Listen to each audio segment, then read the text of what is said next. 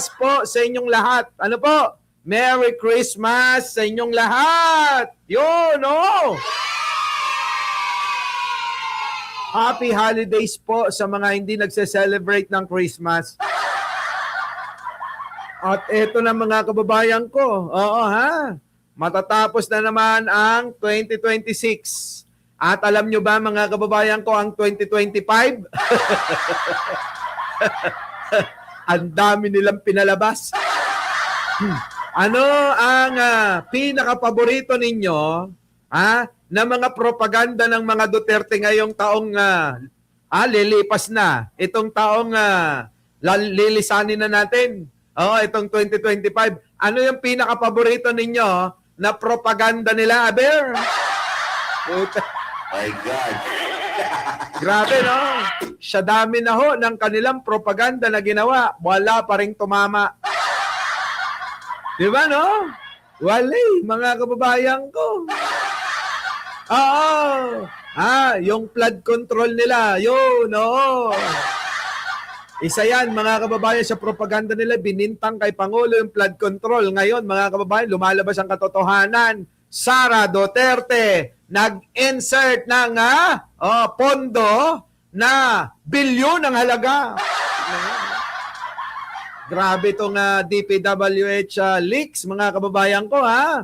Kung totoo ito, etong si Sara, etong iba pa, mga kababayan ko, kumamal, ng bilyon-bilyon proyekto. Lalong-lalo na to si Chucky. Teka. Teka, may bago ng pangalan si Buday, ano? May bago ng pangalan si Buday. Oo. Chucky na ho. Oy, Chucky! Ito, mga kababayan ko, may bagong pangalan si Chucky, oh. Ayan, oh. Oy, grabe! Sabi rito, mga kababayan, si BP Sara kamukha, si Chucky kapag kagalit. Eto pa, ang dami. Sa bagay, totoo nga naman, ano. Mga kababayan ko, tingnan nyo yung tsura, oh. Magkamukha daw si BP Sara at ang manikang si Chucky tuwing siya ay galit ayon kay Attorney Castro. Ay, nako. Kung ano-ano na lang, nagiging kamukha ni Sara. So anyway, mga kababayan, bago natin ito umpisan, itong ating masayang talayan, mga kababayan, huwag niyo kalimutan na mag-like, mag-share, at mag-subscribe! Eto na. Mga kababayan ko, ang Sara Duterte ninyo ay galit na galit. Allergic mga kababayan kapag ka naririnig ang pangalan ni Manong Bongbong natin. Bakit kaya? Eto na. Magbabago ba yung ugali niya kung Christmas o hindi? Hindi naman magbabago. Tingnan nyo mga kababayan ko, ganito ang klase ng tao na gustong-gusto ng mga bobo, sinto-sinto, tatanga-tanga. Diba? Ay! Makinig kayo mga DDS kayo. Pinalagpas ko lang yung Pasko pero magbabalik na naman ako. Baka akala nyo, mababawasan na babanat sa inyo. Basta mga bobot tanga, ito ang gusto nila. Wala nang iba, hindi natitingin sa kanan, hindi natitingin sa kaliwa. Ganyan, mga kababayan ko, Paskong Pasko. Ay, ito na nga yung sinasabi, mga kababayan, na taliwas. Sa katotohanan, yung pong madrama na binabasa na mensahe, kapag ka mayroon pong mensahe, tulad ng mga okasyong Pasko at EDSA, kung ano-ano pa, pati piyesta ng patay, mahal na araw, ginagamit netong tatanga-tanga. Para magmensahe ng pampaplastic sa mga kagaya niyang tanga. Diba? Totoo yan, mga kababayan ko ba? Kaya alam nyo, ewan ko, saan ba talaga? Ganito ba talaga parang labada? Na ano, hinihiwalay ang kamukha niya. At yung mga kamukha natin talagang sumasama kay Manong Bongbong, ha? Di ba? Eto mga kababayan ko, parang kahit ikula mo ng 100 beses, ganyan pa rin ang itsura at pag-iisip niya.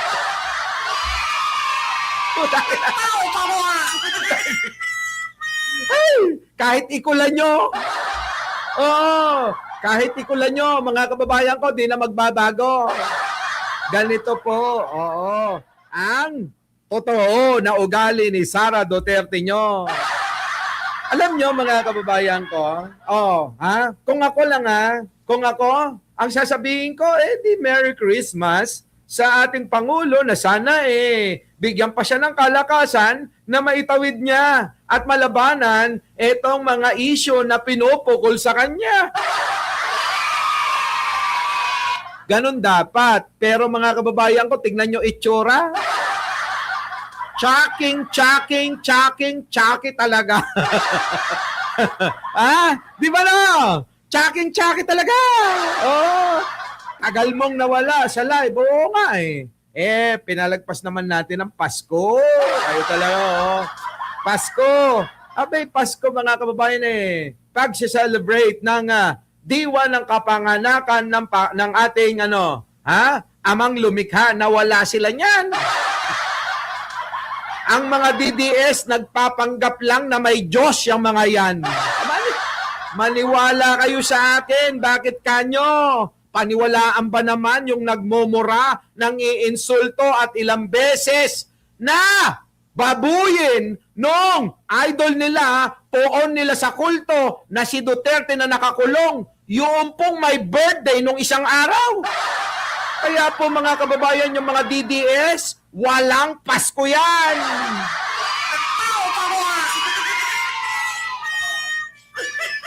Tama ba? Tama ba? Diba? Paano masasabi mo na meron kayo at naniniwala kayo sa Pasko? Naniniwala kayo sa kapanganakan ni bro? Kung hindi naman kayo, hindi man lang kayo tumulig sa nambababoy rito. Diba? Ito naman to, bakit ngayon lang ako? Kasi nga Pasko, palipas muna tayo ba? Sineselebrate natin ang kapanganakan ng ating amang lumikha. Kaya mga kababayan ko, kailangan nating mag-celebrate, magbigay, magmahal, iparamdam sa mga nakapaligid sa atin ang totoong diwa niyan. Pagmamahalan, pagbibigayan, at pagpapatawad. Siyami gani itong lukalukang yan. Oo. Diba? Sabi ng luka-luka na yan. Pero nung in-interview, nakalimutan bigla. Lumabas sa malaking bunganga ni Chucky na bakit daw kailangan niyang batiin. Uy, nakapag-rest na ako, Alicia Doran. Kita nyo naman, nanumbalik yung aking boses talaga. Kasi mga kababayan ko, sa aking pinanggalingan sa border na ng Russia, nasa gitna kami ng Russia at ng China, mga kababayan, grabe lamig. Yellow kahit saan mga kababayan, hindi mo kailangan na mag-aircon. Oo, talagang sobrang lamig. Pero eto mga kababayan, tong mukha ni Sara, init na init. Oo, eto na. So, and in the same vein, magbabago ba yung ugali ko kung Christmas o hindi? Hindi na magbabago, ganyan ka na talaga. Kamukha mo si Chucky. Tingnan niyo, mga kababayan ko, eto ba ang lumalarawan sa magandang pag-uugali ng isang tao? O isa man lang na Pilipino? Tingnan niyo mga kababayan ko, Para sa mga tangat bobo na walang Christmas dahil hindi naniniwala kay Kristo itong mga DDS na to, oy po, kinang-ina nyo, sabihin yung naniniwala kayo. Wag ako Itong mga pukinang ilang mga DDS na to. Wag kayo, wala kayong Diyos. Wala. Wag niyong sasabihin na may Diyos kayo, mga buwaka ng ina niyo, ha? Diba? Wala kayong Diyos kagaya nito, ha? At tatay nito. Ito na ho, mga kababayan ko, ang lumalarawan sa isang tao na mga kababayan ko nilikha na walang pagmamahal sa kapwa. Yan. Tignan niyo ang mukha niyan. Kamukhang-kamukha talaga ni Chucky. Totoo lang. Di ba, no? Ha? Kamukhang-kamukha talaga ni Chucky. Kaya hindi ko na masisisi. Sino? Hindi ko na masisisi si Atty. Claire kung tawagin niyang Chucky. Kasi totoo naman. Para bang, tignan nyo kung mag-tantrums, parang inagawan ng candy na walang balot. Ang tawag sa amin, kending labos. Oh. Diba? Diba? Parang inagawan ng candy na walang balot. Sa atin kasi meron yon, yung iba-iba kulay, ang tawag sa amin, kending labos. Oh. Bosoy, ang aga pa. Ay, wala maaga, walang... Nako! Balik na tayo, oh. Balik na tayo sa Benggahan. Di ba? Shoutout sa inyong lahat, mga kababayan ko, ha? Oh, eto na. So kung ayaw ko siya batiin kahapon na hindi Christmas, ayaw ko siya batiin ngayon na Pasko. Kita nyo? Kita nyo, mga kababayan ko, itsura? Yan po, mga kababayan ko, hindi ho tao, Chucky. Eto, pakinggan ho natin mga kababayan ko. Eto ha, eto, nako, ewan ko ba. Eto. Tingnan nyo mga kababayan yung itsura, nag-makeup pa. Kahit anong gawin talaga mga kababayan, yung itsura, hindi na maitatagong kamukha niya talaga. Sino kamukha? Si Chucky, di ba?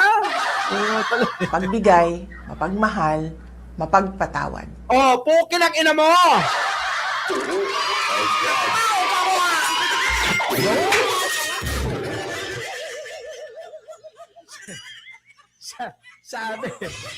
Sabi daw, oh, kinanginan to? Ah, nagtuturo ka pa sa mga matitinong Pilipino, dapat ikaw matuto sa amin, tanga! Mga kababayan ko, wag na kayong mag-alala. Eto na, nagbabalik na naman ako, ha? Dapat dito kay Sarah sa atin matuto. Kami ang pakinggan mo, buday, Chucky ka. Yung sinasabi mong ganyan, isadiwa. Okay lang ina mo, di mo nga sinadiwa. Diba? Paano neto? Ha? Sasabing isadiwa, tuturuan pa tayo. Huwag kang mag-alala, ginagawa na namin yan. Ituro mo na lang sa kagaya mong mga tangayan. Yung mga DDS hindi naniniwala kay Kristo. Diba? Hindi naniniwala sa Diyos. Oo. Totoo, mga kababayan ko, yung kagaya niya. Ayan, o. Pakinggan ninyo yung sinasabi. Mga kababayan ko, ha? Ito. Tandaan po natin na ang pusong nagpapasalamat. Tandaan po natin na ang pusong nagpapasalamat, sabi netong bruha, ay mapagbigay. Ay mapagbigay daw. Okay nang ina mo, Sarah, binigay mo, lugaw. Pandesal, 5 piraso. Biskwit, 1 lang. Yun na ba yun? Hayop na yan, oh. Yun yung tawag niya doon, mapagbigay na. Mapagmahal. Mapagmahal. Oo, sa bagay, doon ako sasang-ayon sa'yo. Pati tomboy, minahal mo.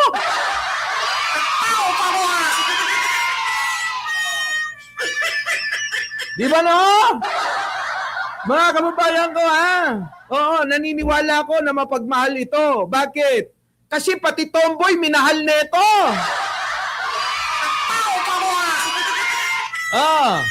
Ano pa? Ayop ka, ha? Mapagpatawad. Okay tayo! Ay, nako. Mapagpatawad daw. Galing sa malaking bunganga niya yan. Sabi ng malaking bunganga ni Sarah, kailangan daw isadiwa ang Pasko sa pamamagitan ng mapagbigay, mapagmahal, at mapagpatawad. Pero yung bunganga niyang malaki na yan, mga kababayan ko, yan din ang laki ng kaplastikan. Di ba? Ang plastic nito. Oh. Mula sa kaibuturan ng aking puso, Ay, okay lang, ina, may puso ka pala.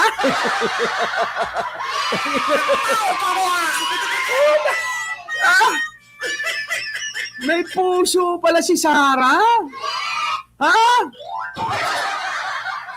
Utat, eto mga kababayan ko ha. Eto ha. Mula sa kaibuturan daw ng kanyang puso, mga kababayan ko. Pero mga kababayan ko, dito po sa mensahe niya para daw sa Kapaskuhan. Ito po yung sinasabi ko, mga kababayan ko, na dahil iba po yung pong nagbabasa na hindi talaga galing sa puso. Matagal ko nang sinasabi sa inyo na kapag ka ito'y may mensahe sa araw ng Pasko, bagong taon, Valentine's Day, ano pa, mahal na araw, piyesta ng patay, at saka piyesta ng ng barangay. Mga kababayan ko, huwag kayong maniwala sa mga mensahe nito. Dahil ang mensahe nito hindi bukal sa kalooban nito. Hindi galing sa puso, kung hindi galing lang sa bunganga na malaking malaki na bunganga ni Sarah. Oo, mga kababayan ko, ibang klase. Oo, tingnan nyo, mga kababayan ko, balikan natin. Dito. po natin, paan at katatagan ng ating minamahal na bansa. Tandaan po natin na ang pusong nagpapasalamat ay mapagbigay, mapagmahal, mapagpatawad. Mula sa kaibuturan ng aking puso, Ang ina mo. malipayong Pasko sa ninyong tanan. Narinig nyo? Balikan naman natin itong pinagsasabi nito dito. Tingnan nyo. Magbabago ba yung ugali niya kung Christmas o hindi? Tingnan nyo mga kababayan ko, ibang-iba. So magkaiba talaga mga kababayan ko. Ito yung hindi nararamdaman, hindi nakikita, at hindi napupuna, hindi ho natatalasan ng isipan ng mga DDS kasi nga sila ho ay mga mangmang. Hindi nila kayang unawain yung ganitong mga sinasabi ni Sarah kasi nga ho sila ay mga mangmang. Dahil kapag ka DDS ka, hindi ka na magkikinig sa iba. Basta ikaw na lang kung anong sasabihin ng poon mong mga Duterte, yun na lang talaga ang pakikinggan ng mga mangmang. Puro mangmang. Eto na. Eto na. Hindi naman magbabago.